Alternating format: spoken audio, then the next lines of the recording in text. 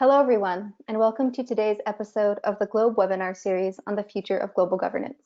I am Kari Otteburn of the Leuven Center for Global Governance Studies, and I will be moderating today's discussion. Today, we are joined by Professor Vivien Schmidt to discuss her latest book, Europe's Crisis of Legitimacy, Governing by Rules and Ruling by Numbers in the Eurozone, published this year by Oxford University Press.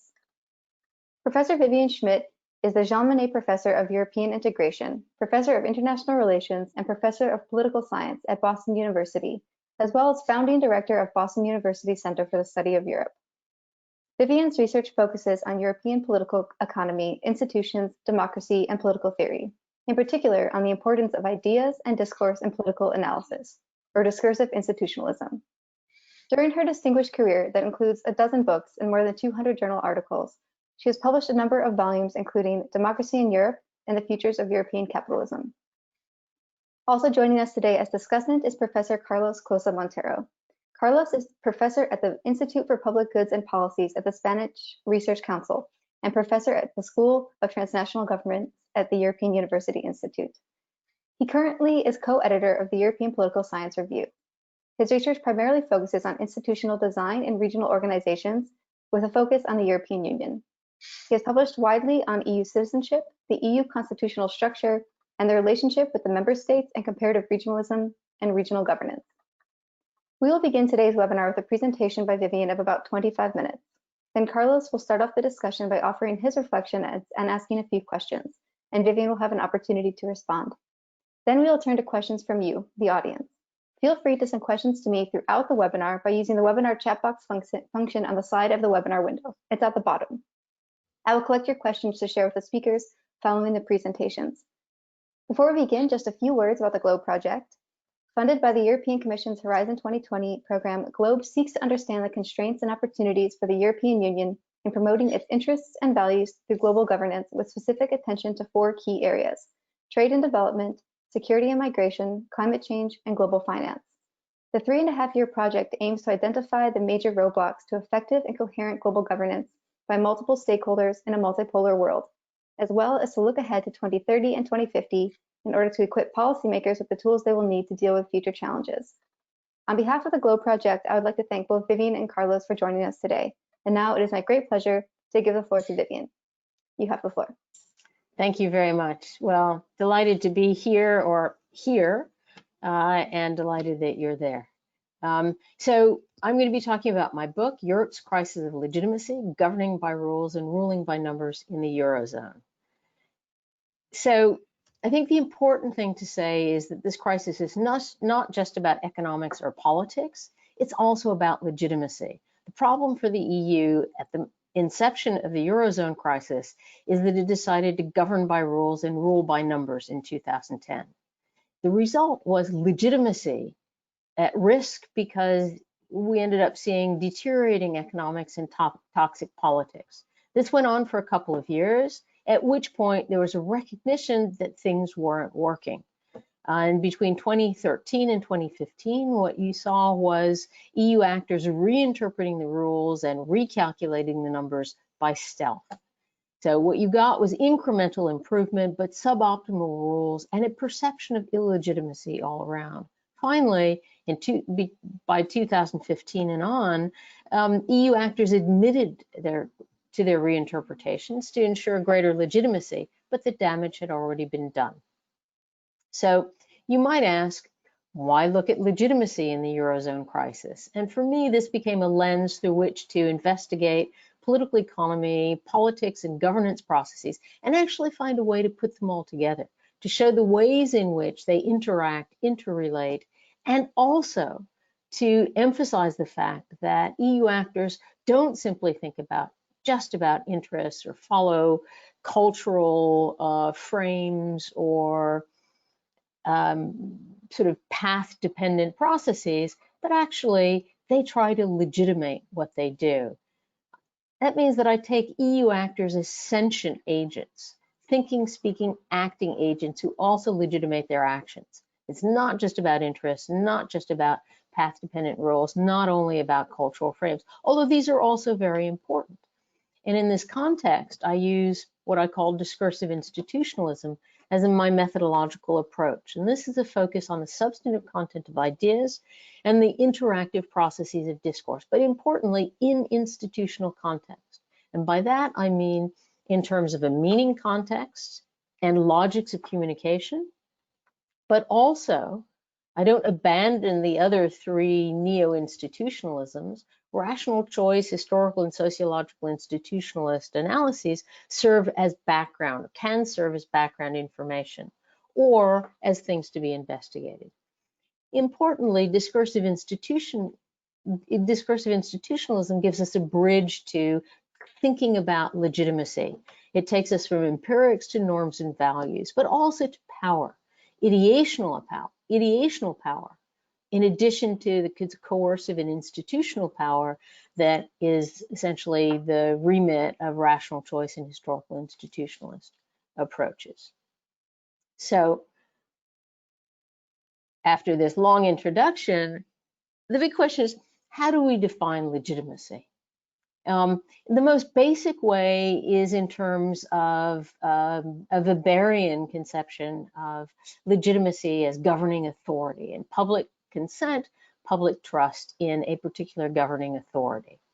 But that's not the only way to think about it. It's also legitimacy as a governing activity in terms of policy effectiveness, political responsiveness, and the procedural quality of governance. So the big question is the EU democratically legitimate? As a governing authority, I would argue yes, because it's been slowly built up in policy area after policy area. As a democracy, that's more complicated. The EU does not fit the traditional definition of democracy as in a nation state, but of course its member states are democracies, and the EU is its member states.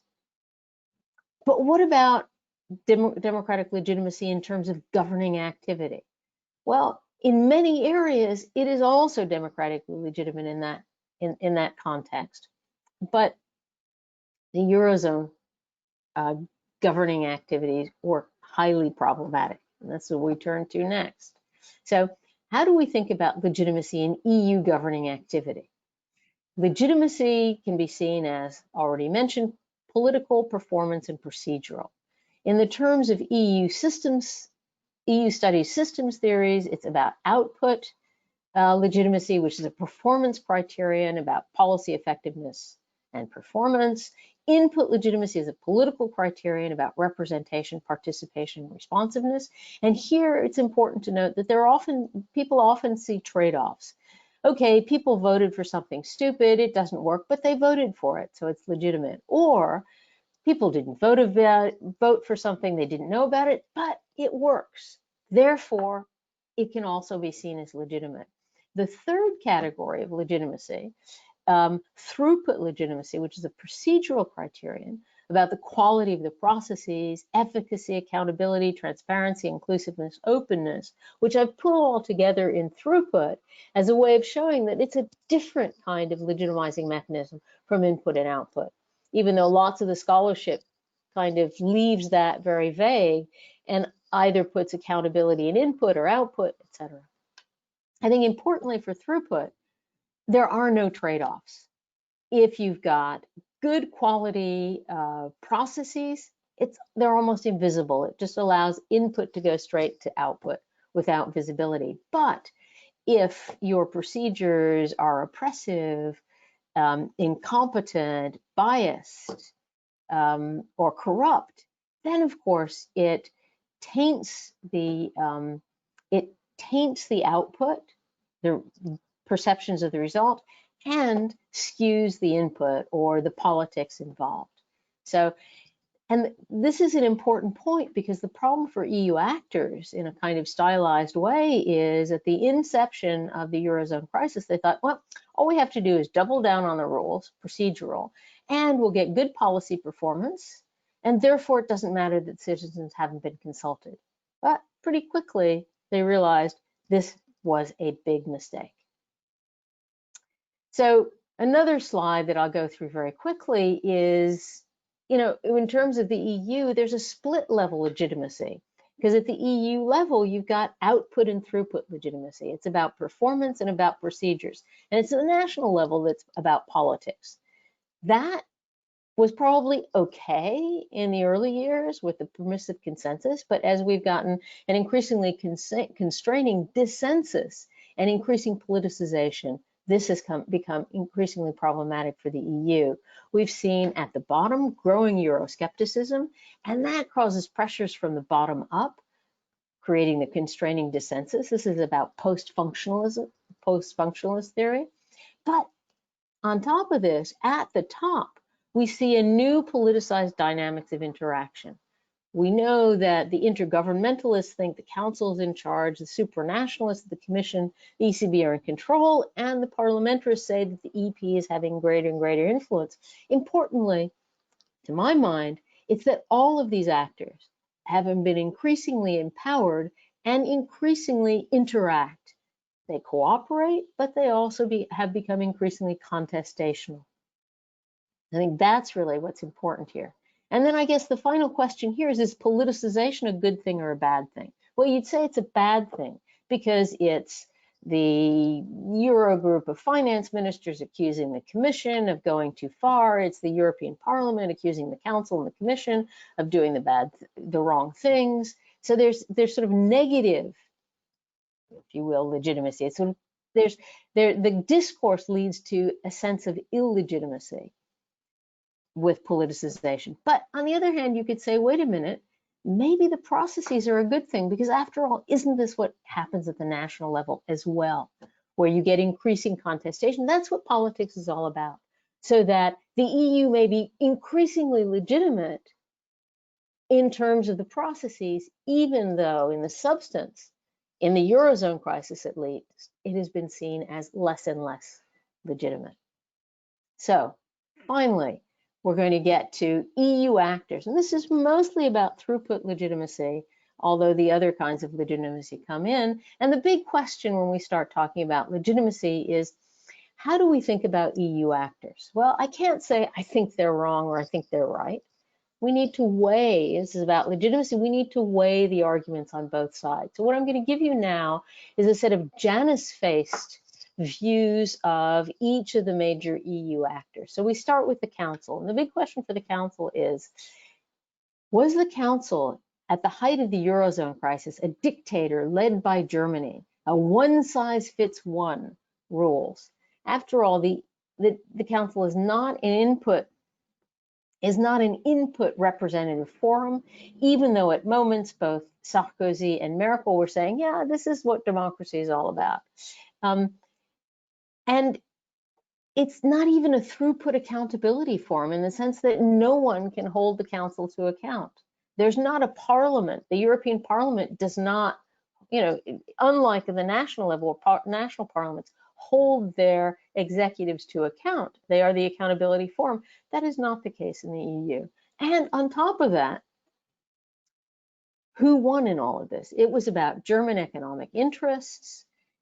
We're not going to have a transfer union. It's their political interests, in particular in terms of assumptions about electoral results in North Rhine-Westphalia. It's about the, sort of the legal issues of the constitutional court, and also Merkozy, as Sarkozy and Merkel imposed their views. But it was really Merkel and Sarkozy following imposed their views on everyone else. Dictator. But you could just as easily say, wait a minute, wasn't it a mutually accountable deliberative body? Because after all, there was a lot of deliberation going on. Everyone agreed to these reinforced rules, even if you could say it was deliberation in the shadow of Germany. And we see, if you look at, yes, the discourse was all about stability. That seemed to be a German diktat in 2010, with, of course, its coalitional, Northern European coalition allies. But pretty soon we see the deliberation by 2012. Mario Monti has said we need growth, and Merkel says, okay, growth and stability. And then Renzi, with Hollande supporting him, says we want flexibility. And Merkel says, okay, flexibility with stability or instability. And by 2015, the discourse was about investment.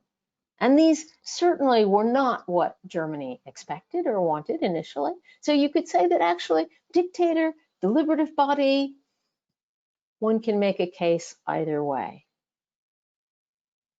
But what about the program countries? For me, this is either harsh dictatorship, third Greek bailout, or in 2015, or deliberative authoritarianism, i.e. Ireland and Portugal accepted and deliberated about what was being imposed on them. It gave them national ownership, true, and a little more leeway, but they were essentially taking what they were doing what they were being told. So deliberative authoritarianism. So that's the Council. But what about the European Central Bank? Here, hero, Draghi takes the ECB from one size fits none kinds of policies to doing whatever it takes by 2012 to save the euro, and hides that reinterpretation in plain view. What you see, you start with cliché, a focus on credibility, but what you see very slowly is a move towards stability in the medium term, and a move from no lender of last resort to, by 2015, quantitative easing. And this was also about procedural throughput accountability. As you saw the ECB talking and essentially changing minds through using expert networks, through greater accountability in terms of the European Parliament, using that as a way of legitimating what it was doing. And also there was increasingly more and more informal political consultation. So that all makes the ECB the hero of the crisis. But perhaps it was actually also, or instead, an ogre, as many people also said, pushing austerity and structural reform. We could argue it had a lack of accountability in terms of its quid pro quo, in terms of fiscal consolidation. There was a lack of transparency. Think about President Trichet's secret letters to Zapatero in Spain, to the Tausig in Ireland, to Berlusconi, secret letters saying you have to do this or we'll pull the plug. And it essentially forces countries into conditionality. And we also can talk about a lack of efficacy here. The ECB waited way too long on being a lender of last resort. Remember, the Fed, the US Fed, the Bank of England, starting in 2008, was continuing quantitative easing in massive amounts.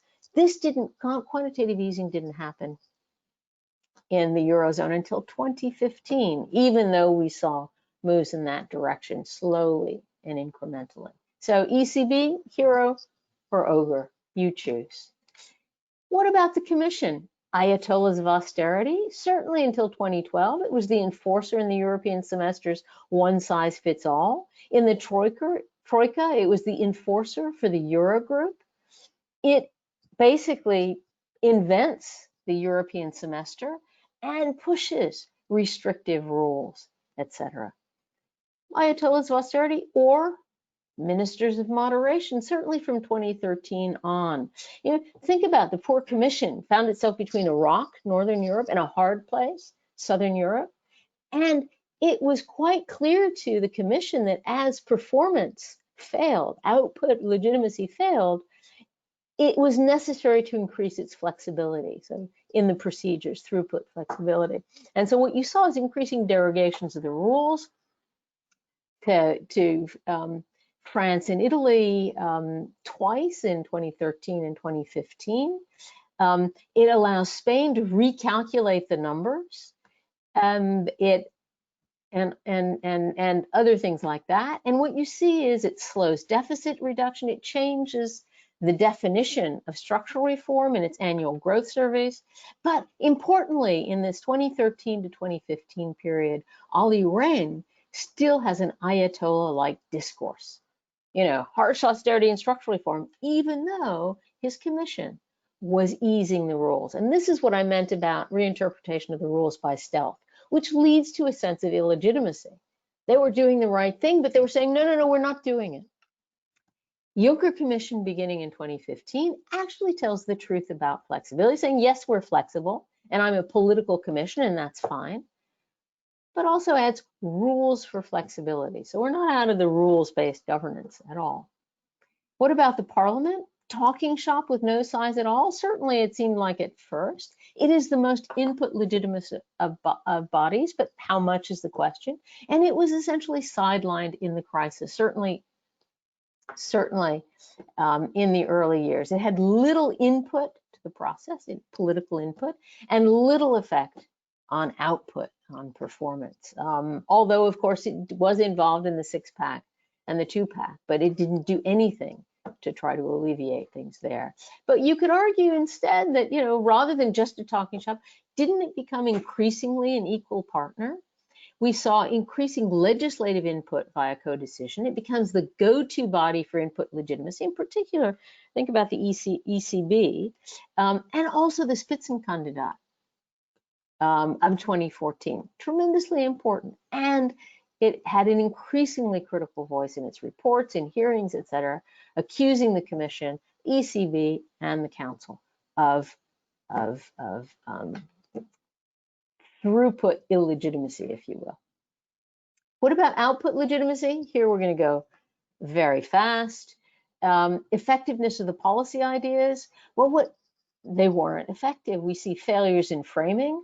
They say it's about public debt, whereas in fact the crisis was all about private debt and countries bailing out their banks. And problems in the diagnosis is a misdiagnosis, saying that it's, by failures in framing, they diagnosed the crisis as behavioral, whereas in fact it was structural. The result is structural in terms of the structure of the euro. Bad choice of remedies as a result, double down on the rules, and no serious solutions. No fiscal solidarity, euro bonds, European Monetary Fund, lender of last resort from the ECB, any number of ways in which this could have been done. It wasn't. And the result, in terms of policy performance and outcomes, not good. We see continued macroeconomic divergence between surplus and deficit countries, and little or uneven growth. Sorry. There's a big contrast with the US on this. And on top of this, we see austerity and structural reform that is particularly problematic in different countries, in particular in Southern Europe, with an incredible rise in unemployment and poverty. And then what about input legitimacy? We see the impact. We see rising Euroscepticism and declining trust. What are the sources of discontent? It's the socioeconomics of people feeling left behind. It's the sociocultural problems of the loss of status and the politics of take back control. And political polarization, the decline of mainstream parties, the rise of populist Eurosceptic extremes. And it's true that all of this was going on, slowly rising prior to the Eurozone crisis, but it really, you can look at all the charts, it goes up massively. It also goes up as a result of the migration crisis, no doubt, but Eurozone crisis, highly problematic in all of this. So how do we reform the Eurozone? Well, the book comes out just as the COVID-19 crisis hits. So some of these recommendations are actually already implemented, and I'll get to in the next slide in that. But certainly more fiscal solidarity in terms of output, unemployment fund, individual deposit insurance, an EU investment fund, euro bonds, better throughput processes, get rid of the stability and growth rules, or at least make them simply guidelines for growth, and make the European semester bottom up with national industrial policy councils rather than this kind of top-down, at least appearance in terms of fiscal councils, sort of fiscal hawks. And if you turn the European semester, make it bottom up, what you do is you say it's national, it's at the national level that decide what works to promote growth, and that helps combat populism.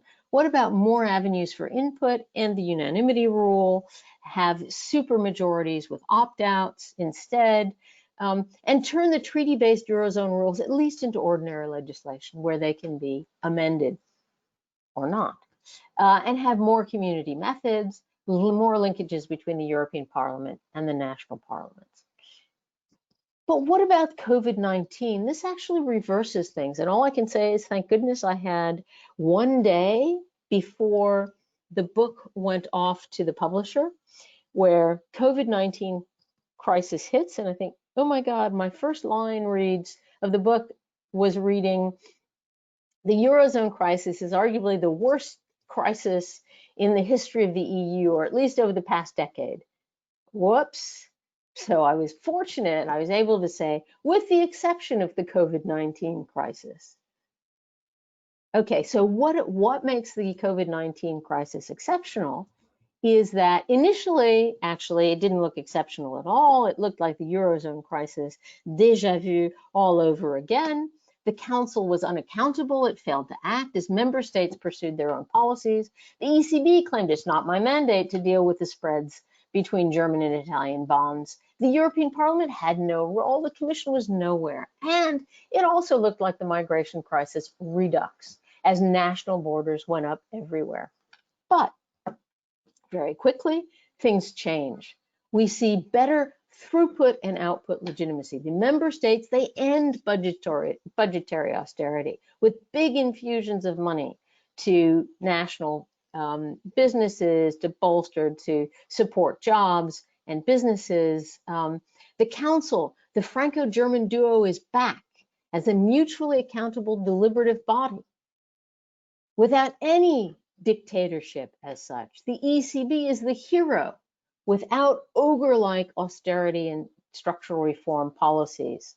And it engages even more bond buying than it had done in 2015. And the Commission, completely ministers of moderation, not a hint of Ayatollahness.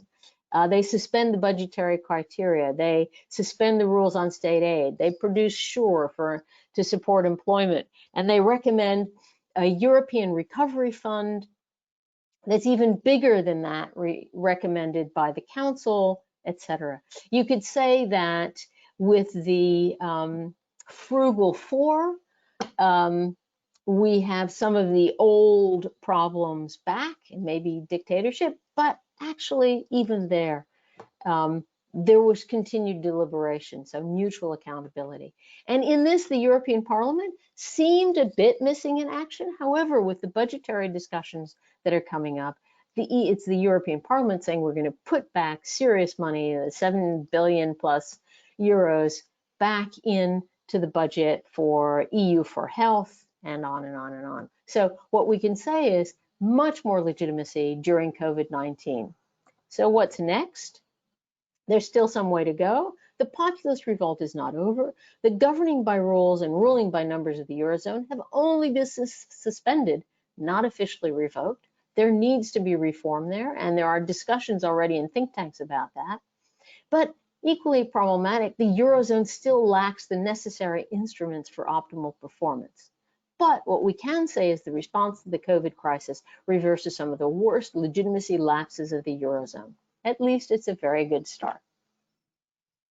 Thank you.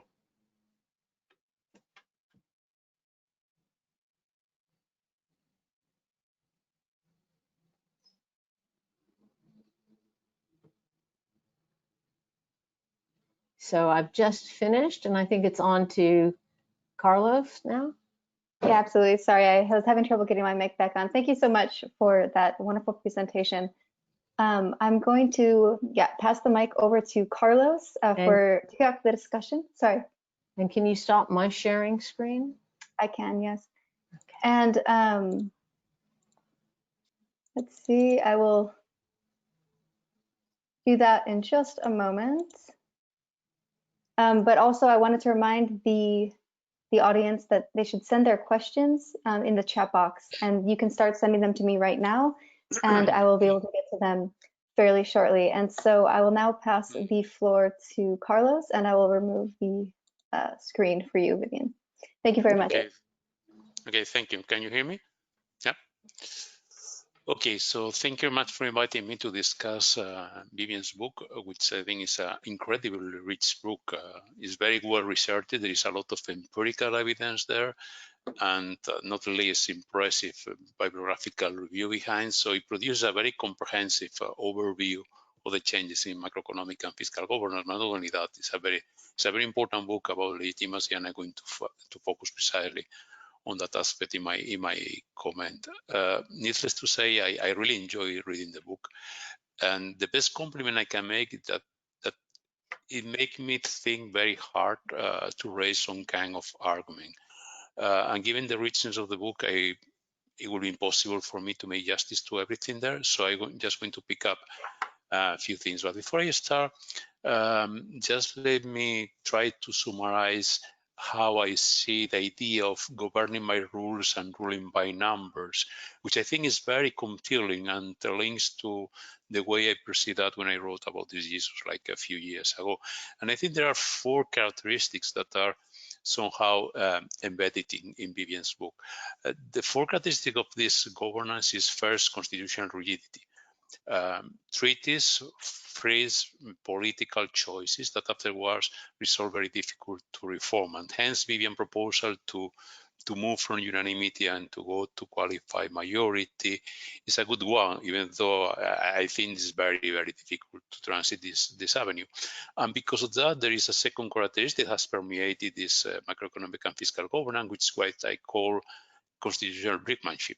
This is the idea of creating new treaties to remedy whatever the very rigid instruments cannot address. So we have a plethora of new treaties starting from 2011 onwards that are trying to cover the gaps that constitutional rigidity creates. And then there are 2 other elements in the governance system which I think are relevant here. First, agencialization. I know this is it's a horrible word, and basically means the tendency to delegate ruling by numbers, which is the second component of this idea of Vivien, to independent autonomous agencies. And hence, the ECB features very high in her description of the governance, but also the Commission and also national independent fiscal agencies. This is part of a growing tendency there.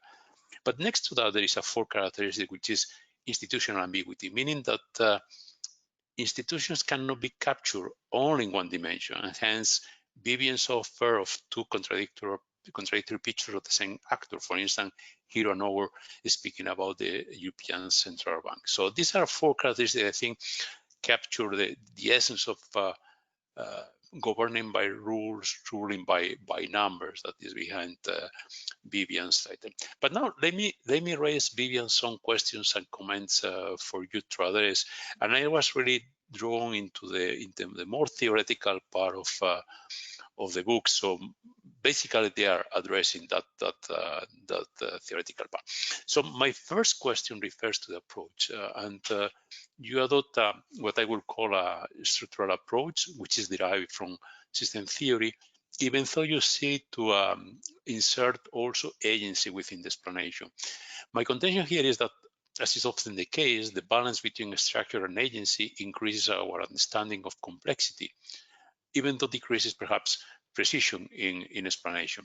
And what I would like to hear from you, and perhaps what I miss a little bit in the book, is a deeper analysis of the role of specific actors, and particularly government. This appears, for instance, when you speak about the council, but those are basically derivations of the institution analysis, not really looking specifically about those actors. And my questions here will be perhaps much more directed to the actorhood of those agents. Who sets the rules, really? Is it, and I know that you try to offer this kind of balanced approach when you ponder a German contribution, but perhaps I would like to have a much stronger assessment. Who sets the rule? Is this Germany? Is this a set of governments? And what are the specific interests and ideas behind? What is the role of ordoliberalism, which is a very German theory in setting those rules, but also those numbers? There are also interests and ideas behind the numbers. So that's the first question which I really wanted to raise.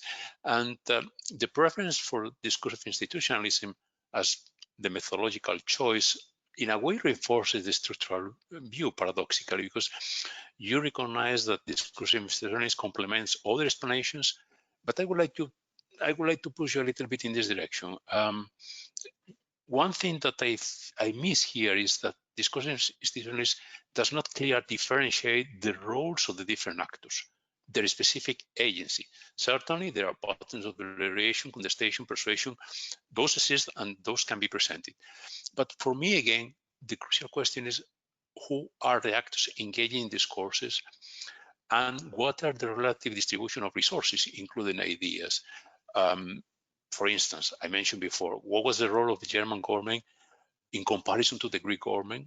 What role could be assigned to the prevalence of ordoliberalism? Which actors activated and or contexted the paradigm, to what effect, and so on and so forth. So breaking down actorhood to identify the specific patterns of agency.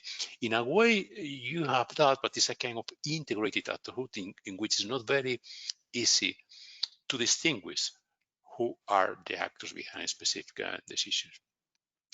And what is very interesting is that in the theoretical part, you don't have that, but you have that more in the empirical part. So for instance, there is a lot about the German government and its role very clearly, but I would like perhaps to see that also in the theoretical part.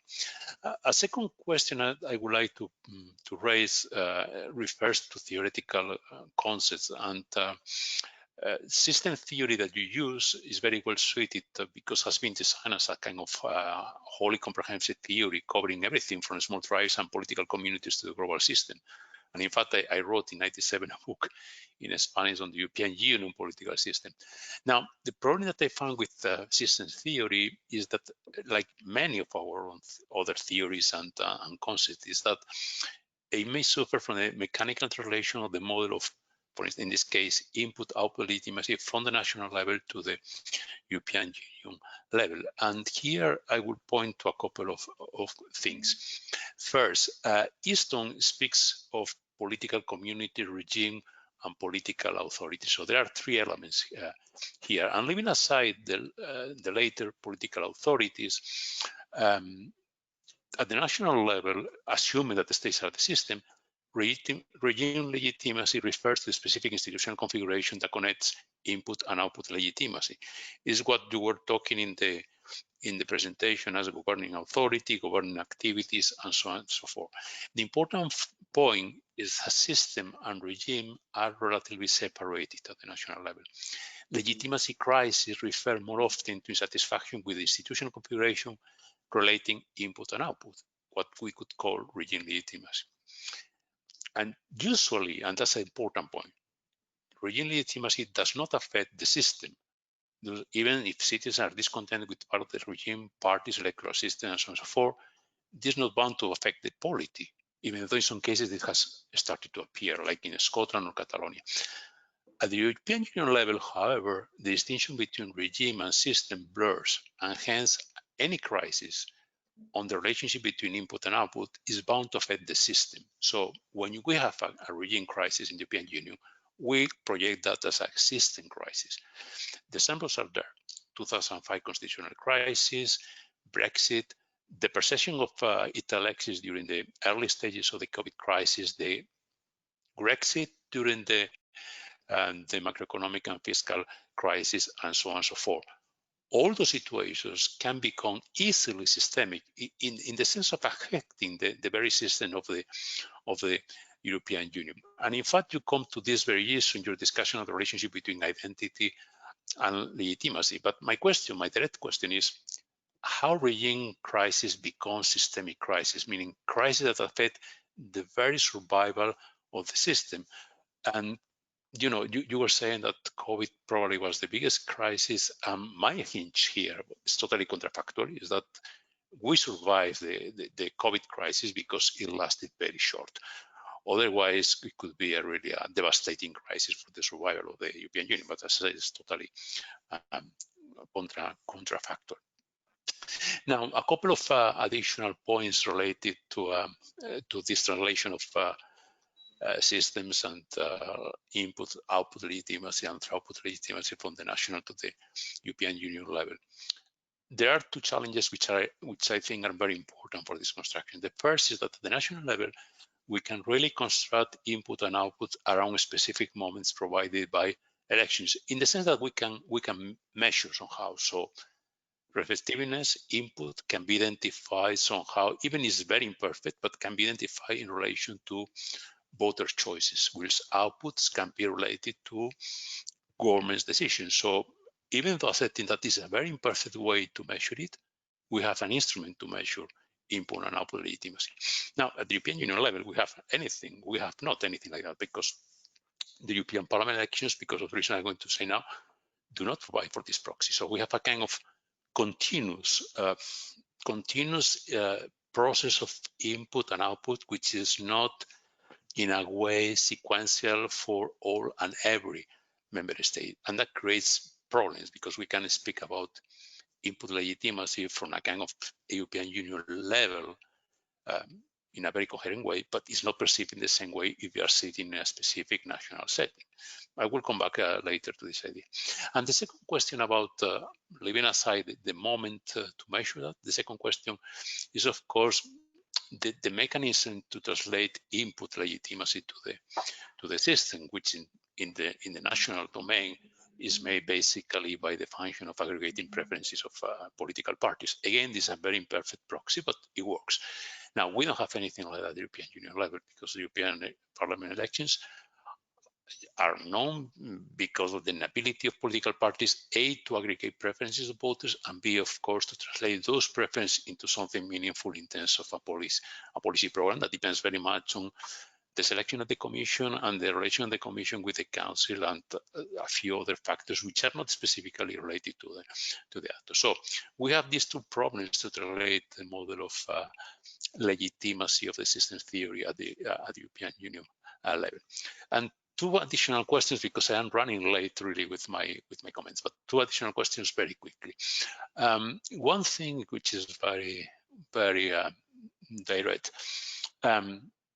The 5 components that you identify in throughput legitimacy, I think they could be also perceived as attributes of good governance. So the question is, to what extent throughput legitimacy differs, if at all, from good governance? Because I see kind of a kind of conceptual mixture between the two things.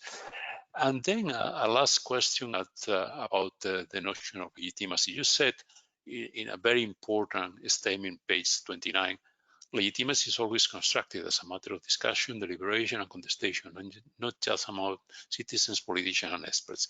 I only can agree with that. But the question here is that, given that the legitimacy is constructed by specific actors, what can increase legitimacy for certain actors might decrease it for others.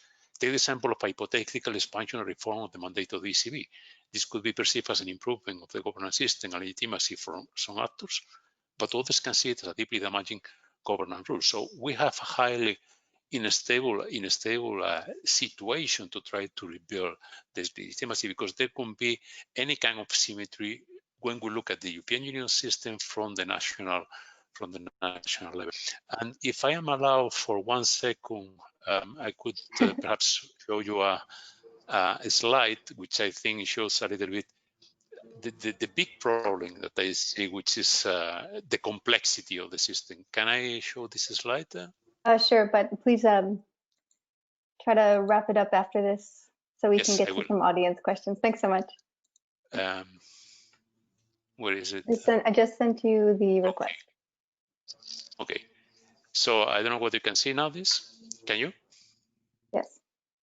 So I have called this a system of systems, and here the question is the kind of loops that we have here. So we have a first group of systems, which is 27 national systems, and then European Union system. And all these loops are there. So you have the feedback within the national level, the feedback within the European Union level, but also the feedback from the European level to the national one, that is also decomposed in 3 different ones that go to input, output, and throughput.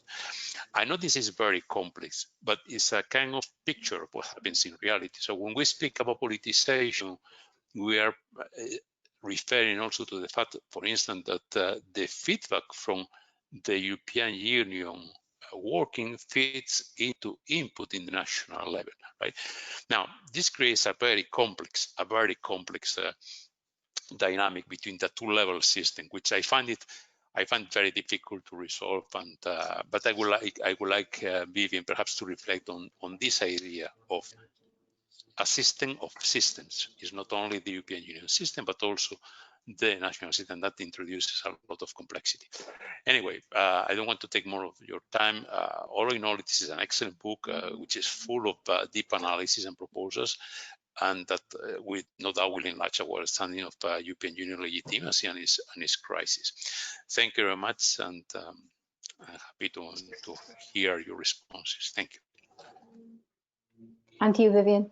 Okay, yeah, thanks, Carlos, for wonderfully rich remarks and very challenging ones. So I think I'll sort of jump straight into the this last question that's really all about systems.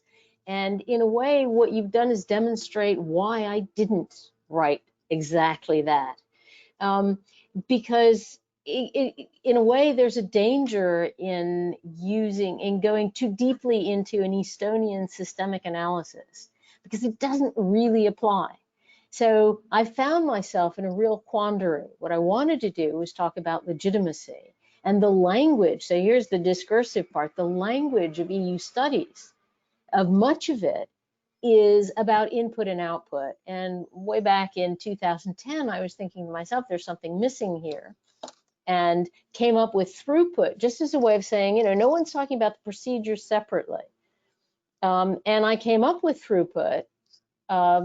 Clearly, it must have been in the back of my mind from having read Easton as a graduate student when I was at the University of Chicago when Easton was there. And I, like most of the other graduate students, thought, oh God, systems theory, who can deal with that? And so, you know, lo and behold, many years later, I find myself, oh my God, here I'm using Easton systems theory. So what I do is sort of use it as a linguistic tool, as systems theory light, and deliberately didn't do what you did for exactly the reasons that we see when you tease out, how do we apply Easton to this? You know, we are in a nightmare scenario because it doesn't apply. So what I try to do is say we're using the language to talk about things that we can also just use the political philosophical terms. And what I try to do is I say, okay, the language that we use is input output, and I bring in throughput. And when I first came up with throughput, I didn't realize I hadn't read. There were a group of German and people from Germany, scholars from Germany and neighboring countries who had been using throughput. And I remember the first time I presented this was at the Freie Universität for Thomas Risse and Tanja Berzel. And Tanja asked me at the end, but Vivien, why didn't you cite Thomas? And I thought, what? Because I had done a search, but I hadn't come across his one piece with Marijke Kleine. And I said, oh, well, of course I'll cite that. And then the next week I was going to talk at the WZB for Michael Zorn. And he'd written in about throughput way back in 2000. So, okay. So that was great. I had further legitimacy for my use of the term throughput, but I used it differently. And I came up with these 5 different terms, basically because that's what's in the literature. That is definitely in the literature of good governance. It's in the literature of public administration. And my reason for doing this was not to build a systems theory, but rather to say, okay, here's a language where we try to talk about all of the issues of political participation, et cetera, and call it input. And then we talk about all of the results and the outcomes, et cetera, and talk about it as output. But what about accountability? What about transparency? These are also terms that people use on a regular basis, and they're floating out there. So it was really an attempt to come up with another concept, another kind of umbrella concept, where we could then talk about the extent to which throughput relates to input versus output. And that was really how I started it, with Easton just, you know, yes, he uses the term throughput, but it's basically administrative, bureaucratic processes. And we're talking about something much grander than that. So it was really an attempt on my part to avoid using systems theory. So I'm very pleased that you've demonstrated how impossible What a quandary we put ourselves in if we try to make this serious systems theories. I've been sort of systems theories light, if that. And, you know, unfortunately, I didn't want this to be structural. I sort of wanted to focus much, much more on the agency and just use these as terms that would enable us to at least, you know, sort of as shortcuts to talking about procedural legitimacy versus political legitimacy versus performance legitimacy or performative legitimacy. And that's really where I was with that. So that was the main point. And then on structure and agency and sort of discursive institutionalism, you know, you're absolutely right. I talk about agency, and I don't develop a theory here to explain agency other than what I presented and what you presented, and in part because I think a lot of it's empirical. How do we assess legitimacy? It's empirical. What are the roles of actors? It's how they define it themselves. And I mean, I remember I had a fellowship, a part-time fellowship at DG ECFIN, 2014, 2015. And I interviewed any number and talked to at great length with lots of the DG ECFIN officials at all sorts of levels. And I kept pushing them saying, you know, but these rules don't work, they're stupid. And at some point I got pushback from one high official who said, but Vivien, rules after all are rules. And what you could see is she was feeling, you know, this is, you know, yes, they may not, you know, these are the rules. We are administrators here. We are bureaucrats. We're technocrats. We have a certain, we are not free to say these rules don't work, or we're not free to go outside the rules, but we do have administrative discretion to interpret them. And I kept saying, well, and she kept saying, but you know, but we have changed things. And I said, yeah, but look at Olli Rehn's discourse. You know, you haven't changed. No, she said, look at what we write.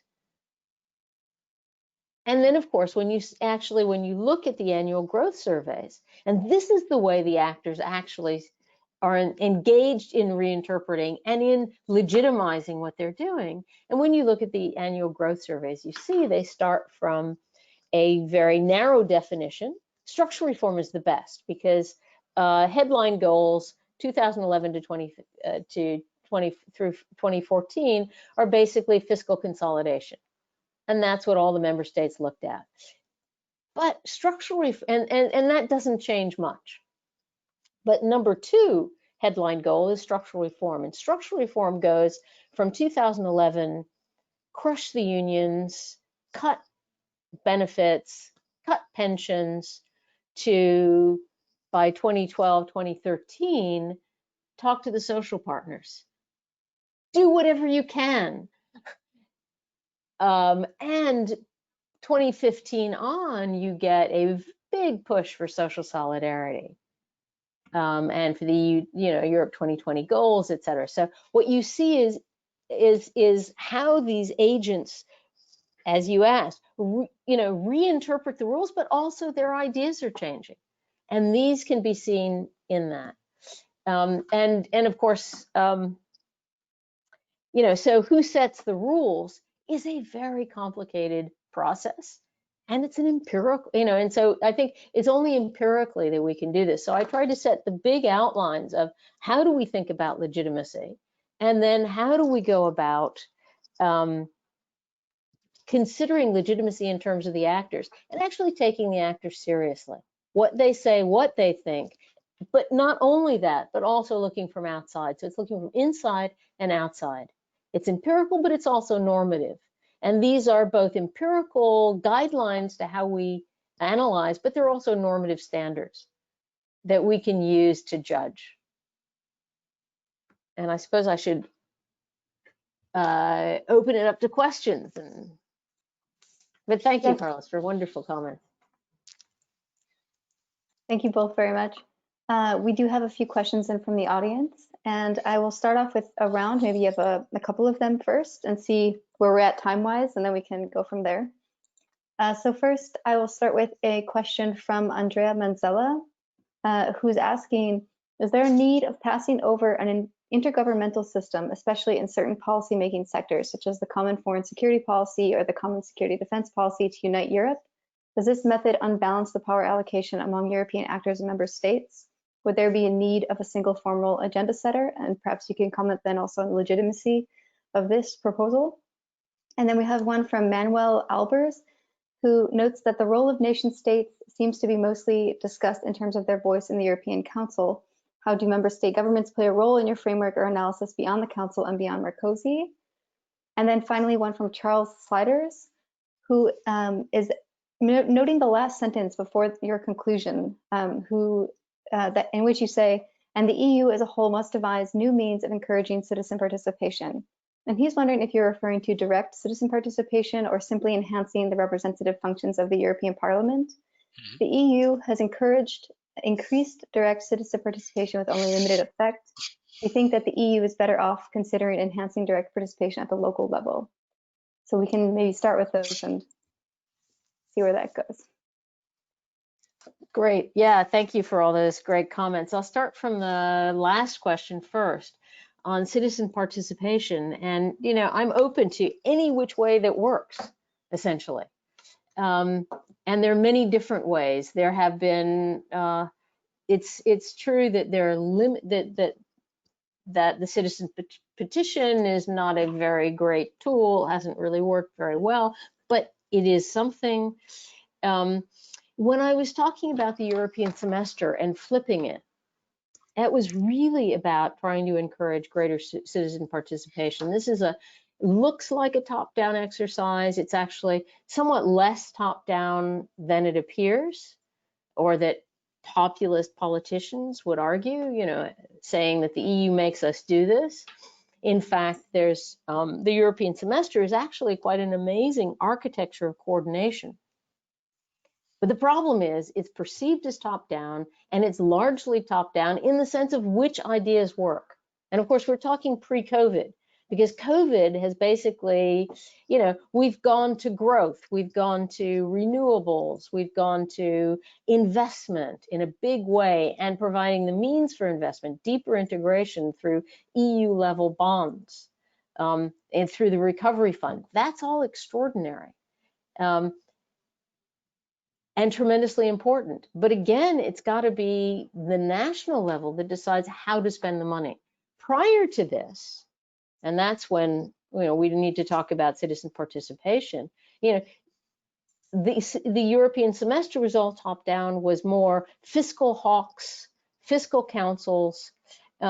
So bottom up might mean not simply direct participation, but having those parties that are most interested, that are most involved, unions, businesses, involved in industrial policy councils. You know, think about France in the 1950s with the Plan. This was the force vive, the society that would get at a regional level, that would be involved, as well as the national level, that would be involved in talking about how we move forward in certain areas, and government would provide investment money. I think that's really what we need to talk about, coming from the bottom up in terms of investment. At the same time, at the EU level, this is not about citizen participation, but this is about democratizing the macroeconomic policy process, which would be instead of saying, here are the rules and here are the numbers, that these rules be taken as sort of general guidelines, that the ECB could set a target, say, based on where it sees inflation going. The Commission could then say, let's try, you know, let's talk to the member states and see where they see themselves in terms of the business cycle, inflation, deflation, other numbers. Commission can make recommendations, member states in the Council can discuss, as well as the European Parliament. And then you get recommendations, which would look, this is, I know is very vague, but it could look more like what goes on at the national level, as national governments decide what they're going to spend, et cetera, in countries with their own national bank and all the rest. So that's what I meant about kind of democratizing all of this. But as we've seen with COVID-19, some of the worst problems, at least for the moment, it is all temporary, but it may not be short-lived. But what we see is we've gone way beyond, we've broken the taboo for Euro bonds, for EU level bond buying, et cetera. And so this takes me to the next question about the Council and member state governments. And I do, in the book, I talk a lot about all the different governments here. In the small amount of time I had, I've focused in the Council just on Germany, but it's Germany and the Northern European Alliance. But it's also the different ways in which the member states respond, and the different ways in which the member states are involved in the discussion. And then the last question on intergovernmentalism. I mean, yes, intergovernmentalism is there for foreign and security policy, and I talk a bit about this, and I've got other articles about the problems of simply focusing on these questions of who's in charge, or who's in control, or who has influence. Essentially, it seems to me that all EU actors, institutional actors, have been increasingly empowered in their own domains, in their own ways, and they're increasingly interactive, so that it becomes much more difficult to separate them out, because they're all talking to one another now. And I see, and you can see that again in the COVID-19 crisis, where there was tremendous amounts of discussion and interaction that actually led to highly, very positive results. But what we see here is a shift. There's more cooperation as opposed to contestation. There are all sorts of possible explanations for this, but we don't have time for that.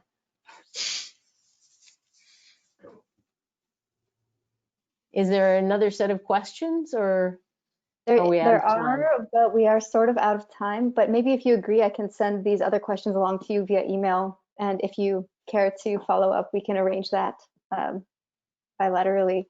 But I want to thank you both, Vivien and Carlos, for this wonderful discussion, and also to the audience for all the great questions.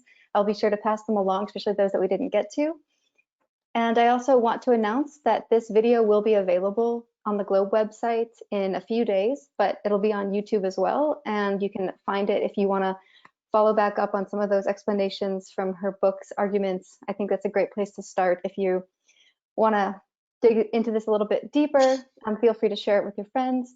Also, we're having another webinar on Monday, October 19th, featuring Andrew Embry on his new book, Power on the Precipice, The 6 Choices America Faces in a Turbulent World. And then we'll also pick it up again next month with Professors James Harrison and Adrian Smith on free trade agreements and global labor governance. They just came out with a new book on that as well. So all of this will be available on globe-project.eu, and you can watch all previous episodes of the Globe webinar series there as well. So thank you all for joining us today, and we hope to see you again soon. From all of us at the Globe Project, thank you very much, and goodbye. Thank you. Thank Thank you. you. Bye. Thank Bye. you, Carlos. Thank you, Kari. Vivien. My pleasure. Thank you both. Bye. Thank you.